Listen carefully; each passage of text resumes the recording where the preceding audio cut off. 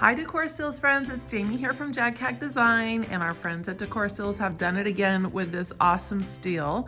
I love this little rolling cart side table. It's got heavy duty casters on the bottom, and the ones in the back lock in place so that you can make sure it doesn't wheel around on you if you want to keep it secure. I've got it here in the living room as a side table, so handy for magazines, books, a little blanket down there. It'd be great in an office or as a bedside table. I love the wood on it. I love the little tag holders. I'm gonna make some fun tag holders to go in there. The little handles. These do not actually pull out, which is good because they're just stationary in place, but there's plenty of room for you to put your hand in here.